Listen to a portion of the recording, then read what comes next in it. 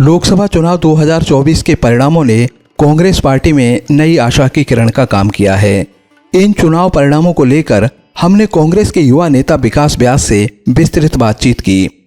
विकास व्यास जैसलमेर के युवा कांग्रेस नेता हैं। विकास व्यास जिला महासचिव NSUI, उपाध्यक्ष युवा कांग्रेस, पूर्व विधानसभा अध्यक्ष युवा कांग्रेस जैसे महत्वपूर्ण पदों पर काम करते हुए चुनाव में कई प्रदेशों में चुनाव प्रभारी की भूमिका भी निभाई है। वर्तमान में युवा कांग्रेस प्रदेश सचिव के रूप में कार्य कर रहे हैं। संस्कृत और राजनीति में MA विकास व्यास सरल स्वभाव के व्यक्तित्व के धनी हैं। लोकसभा चुनाव 2024 की जीत में विकास व्यास की अहम भूमिका रही। इन्होंने राहुल गांधी के साथ 120 दिन भारत जोड़ो यात्रा और 60 दिन की न्याय यात्रा में राहुल गांधी के साथ यात्रा की। हमने विकास व्यास से लोकसभा चुनाव 2024, भारत जोड़ो यात्रा, न्याय यात्रा और राहुल गांधी के व्यक्तित्व पर बातचीत की। आइए देखते हैं विकास व्यास से ये दिलचस्प बातचीत।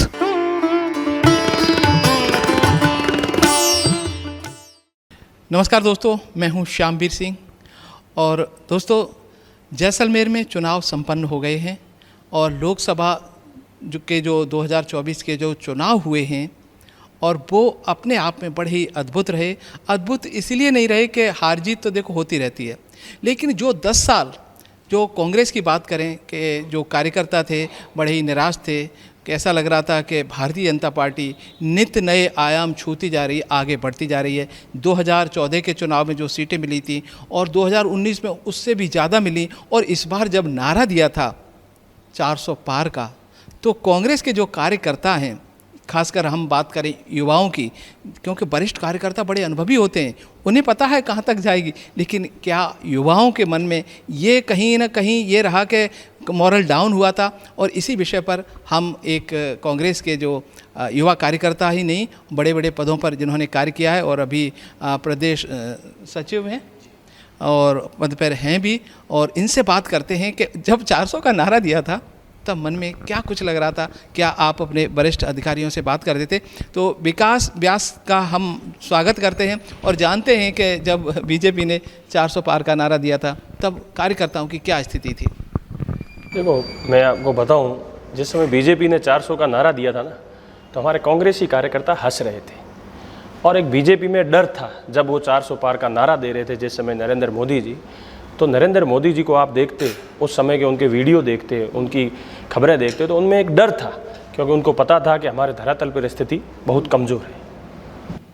अच्छा विकास जी, एक बात तो हम बड़े बड़े पत्रकार भी नहीं समझ पाए थे कि 400 पार का जो नारा है ना, ये डर के कारण था या कांग्रेस, या हम यूँ कहें कि जो इंडिया गठबंधन था उसका मॉरल डाउन करने के लिए था। आप ही बताइए, 400 पार का नारा कहाँ से उठा, कारण क्या रहे? केवल और केवल नरेंद्र मोदी जी और बीजेपी की सरकार में डर था। इंडिया गठबंधन जब से बना है, पूर्ण रूप से मजबूती के साथ इंडिया गठबंधन खड़ा रहा है। और आप पीछे भी देख सकते हो, चुनाव का परिणाम देख सकते हो कि इंडिया गठबंधन अपनी पूरी मजबूती के साथ खड़ा है।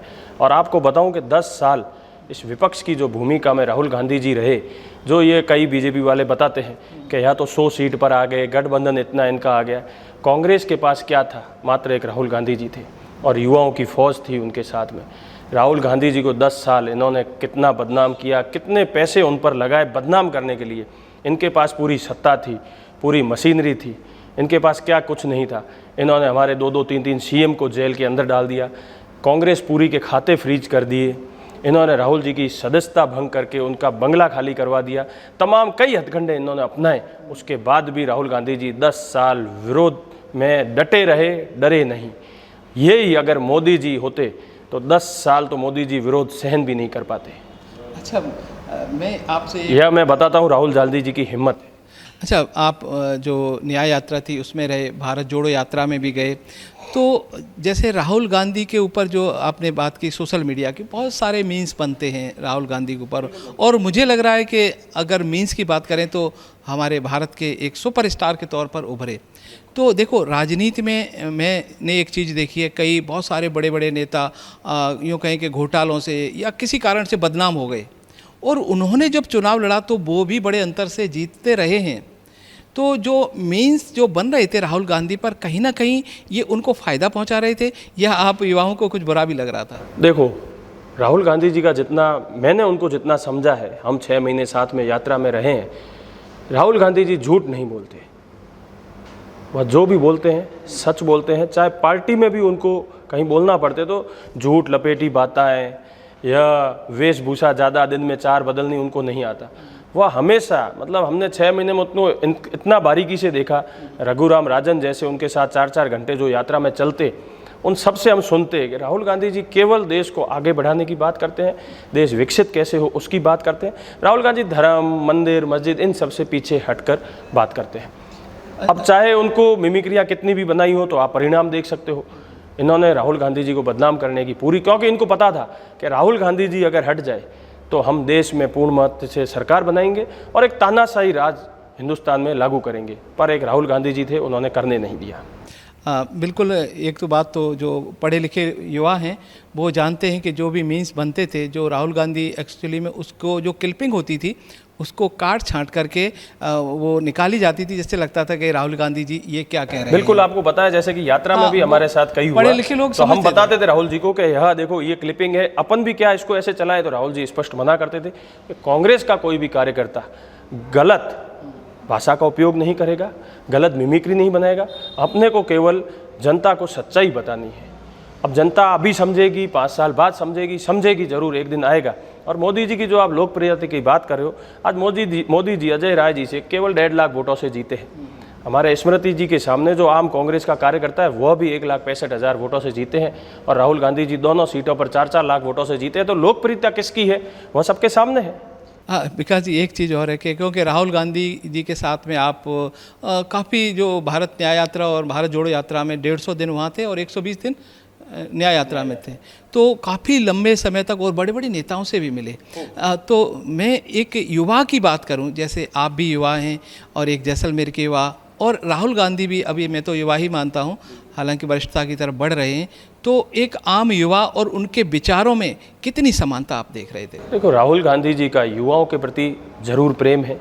आज हमारे युवा कांग्रेस के अध्यक्ष देख लो, राहुल गांधी जी को पंजाब का जो उन्होंने अध्यक्ष बनाया वो युवा बनाया, मध्य प्रदेश का अध्यक्ष युवा बनाया, तेलंगाना का सीएम युवा बनाया।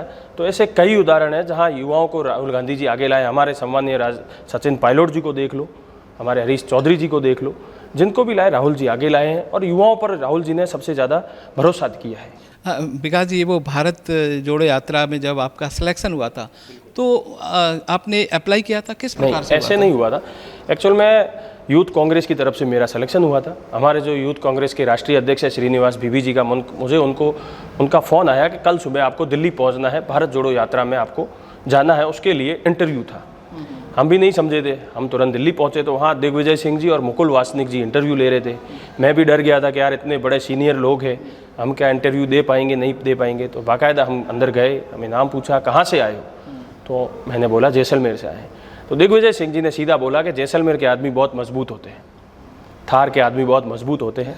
और दिग्विजय सिंह जी ने बोला कि पूरा पैदल चल पाओगे? तो मैंने कहा बिल्कुल चल पाऊंगा। तो उन्होंने बोला कि त्याग करना पड़ेगा। मैं कहा सर, परिवार का त्याग कर देंगे 6 महीने, व्यापार का त्याग कर देंगे, पर कांग्रेस के लिए हम ज़रूर चलेंगे। फिर कुछ दिनों में हमें लेटर आ गया और कॉल आ गया कि तुरंत आप तमिलनाडु पहुँचो, तो हम पहुँच चुके थे। अच्छा, मैं अगर सिलेक्शन की बात करूं तो जैसलमेर आपको पता ही है कितना कठिन एरिया है, तो आपकी योग्यता के आधार पर उन्होंने सिलेक्शन किया, या जैसलमेर की कठिन परिस्थितियों को देखते हुए कि एक उस क्षेत्र से भी हम एक युवा को बुलाए हैं कि जहां शायद विकास नहीं पहुंच पाता, वहां से इस विकास को कम से कम दिल्ली की ये तो आप देख लो कि राष्ट्रीय अध्यक्ष, युवा कांग्रेस के राष्ट्रीय अध्यक्ष जी ने मुझे कॉल किया है, और राजस्थान में युवा कांग्रेस की तरफ से केवल एकमात्र बंदा लेना था। तो ये हमारे राष्ट्रीय अध्यक्ष जी का, हमारी कांग्रेस का, हमारे नेताओं का यह विश्वास है मेरे ऊपर, और मेरे काम पर विश्वास होगा, उस कारण उन्होंने मुझे बुलाया है। मैंने कहीं भी पहले जाके अप्लाई नहीं किया।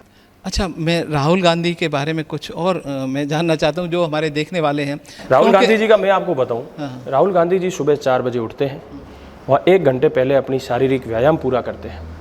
6 बजे उन्होंने वो यात्रा चालू कर देते थे, खान पान भी उनका लिमिटेड है। 10 बजे आके वो 10 पैदल भी चलते थे ना, तो अपन भागते हैं, वो उनकी चाल थी पैदल चलने की, और पूरे रास्ते वो सैकड़ों लोगों से मिलते हुए चलते थे। उनके जो कोई दुखी है तो उसके साथ चलता था, मोटर मैकेनिक के साथ चलते थे, व्यापारी के साथ चलते चलते फिर वो 10 बजे जब पहुंचते ग्राउंड में, वहाँ वो प्रेस कॉन्फ्रेंस करते थे। एवरीडे उन्होंने प्रेस कॉन्फ्रेंस की। उसके बाद पुनः वह लंच करके वापस चलना चालू करते थे, रात को सभा करते थे। हर 6 महीने 150 दिन दिल्ली की सभा हुई। तो राहुल गांधी जी मैं मानता हूँ कि देश के सबसे मजबूत नेता है। विकास जी, जो यात्रा थी ना, उसमें बहुत सारे, मैं कह रहा हूँ कि राहुल जी से मिलने के लिए आया करते थे। कोई ऐसा वाक़या जब जो मार्मिक हो कि आपके दिल को भी झकझोर गया हो, कुछ ऐसे गरीब लोग कुछ ऐसे कि मिलना चाहते हों, आमतौर पर बड़े नेताओं तक वो नहीं पहुंच पाते हैं, तो राहुल गांधी मैंने देखा था, कई फोटोग्राफ्स मैंने देखे कि वो खुद चला करके उनसे कहते हैं कि जो प्रोटोकॉल तोड़ देते थे। बहुत शिकायत। देखो, मैंने ऐसा कई जगह देखा, जैसे कई आर्मी के जवान थे, आर्मी के एरिया रास्ते में आए, उनके बैरिकेड लगे थे, पर आर्मी के जवान जब दीवार पर चढ़कर उनको हाय कर रहे थे, तब राहुल गांधी जी प्रोटोकॉल तोड़कर उनके पास गए। कई ऐसे गरीब मैकेनिक थे जो भीड़ में आ नहीं सकते थे, राहुल जी की जैसे ही उनके ऊपर नज़र जाती थी, राहुल जी प्रोटोकॉल को तोड़ के जाते थे। कई बच्चे फूल मालाएं गुलदस्ते लेके बैठे होते थे, राहुल जी उन्हें तुरंत बुला लेते थे या खुद चल के चले जाते थे। हमारे यात्रा में भी कई ऐसा हुआ, 2-4 वृद्ध थे, तो कोई किसी को हार्ट अटैक भी आया, कोई गर्मी से गिर गया, तो राहुल जी खुद उसकी देखभाल करते थे, खुद उनको एम्बुलेंस में बैठा कर हॉस्पिटल ले जाते थे। तो राहुल गांधी जी एक परिवार की तरह सभी यात्रियों का साथ देते थे। मैं भी बताऊं, जिस समय मैं राहुल गांधी जी के साथ पहला चला, हर भारत यात्री को मौका मिला उनके साथ बात करने का, आधे घंटे फर्स्ट टाइम चलने का, तो मैंने जैसे ही बोला, उन्होंने पूछा कहाँ से, तो मैंने बोला जैसलमेर से। तो उन्होंने जैसलमेर के बारे में मैं जितना नहीं जानता उतना उन्होंने मुझे बता दिया, क्योंकि उन्होंने बोला कि जिस समय इंदिरा गांधी जी, नेहरू जी, राजीव जी जैसलमेर आए, तो उन्होंने बताया कि हमारे घर में एक ऐसी डायरी है जिसमें हिंदुस्तान के 5 या 6 जिलों का ही जिक्र है, उसमें जैसलमेर का भी नाम है। और नेहरू जी आए, वहाँ भी यहाँ जैसलमेर में खूब काम करके गए। इंदिरा जी आई तो यहाँ टूरिस्ट चालू करके गई, नहर लाए। राजीव जी आए तो जो आत्मनिर्भर की मोदी जी बात करते हैं, राजीव जी आज कितने साल पहले यहाँ कई गांव बसा के गए, जिसमें राजीव शॉल नाम से आज भी खादी की शॉलें बनती है।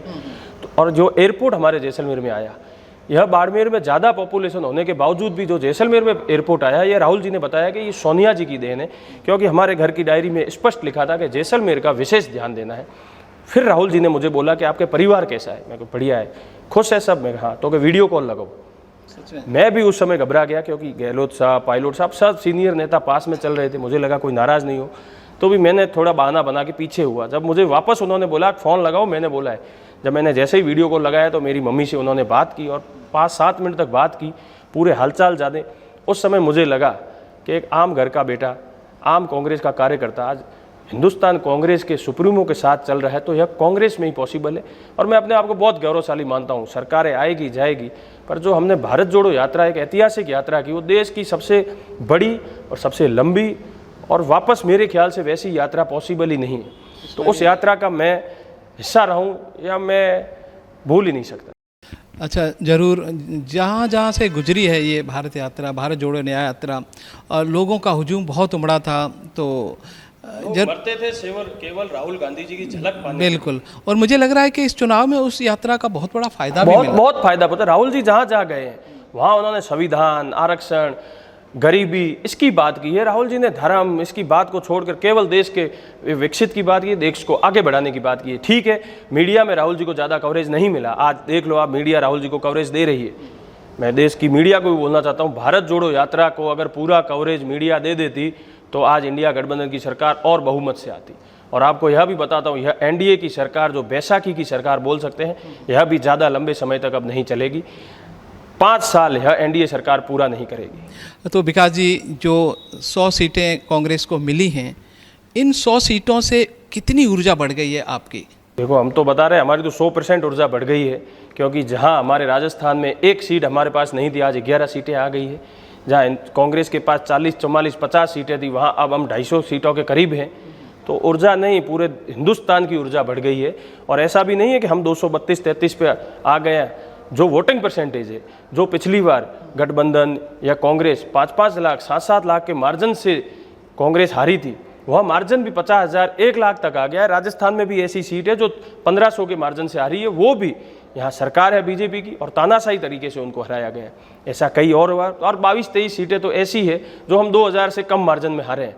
तो इसको हम हार नहीं बोल सकते, यह भी हमारी जीत है और आने वाले समय में इसका परिणाम दिखेगा। चलिए विकास जी, तो दर्शकों, हमने आज आपको एक ऐसे युवा से मिलवाया जिन्होंने जो राहुल गांधी की जो भारत जोड़ो यात्रा थी, न्याय यात्रा थी, और एक यात्रा थी 120 दिन की और एक थी शायद 150 दिन की, 150 दिन की और 60 दिन की। 60 दिन की, और दोनों ही यात्राओं में राहुल गांधी के साथ में रहे, बड़े बड़े नेताओं से रोज़ मुलाकातें की, और एक जैसलमेर के एक युवा का इतने बड़े स्तर पर पहुंचना, ये न सिर्फ जैसलमेर के लिए गौरव की बात है, बल्कि ये इस पिछड़े क्षेत्र की, जो कि शायद एक सीमांत क्षेत्र है, यहाँ पर दूर दराज की ढाणियों में बहुत कम पढ़े लिखे लोग रहते हैं, बहुत पिछड़ा है, पानी तक की समस्याएं हैं। तो इस क्षेत्र की जो एक युवा के पास ये शक्ति है कि उन नेताओं से संपर्क हो चुका है, तो इस क्षेत्र की समस्याओं को ज़रूर उन तक ये पहुंचा पाएंगे विकास जी,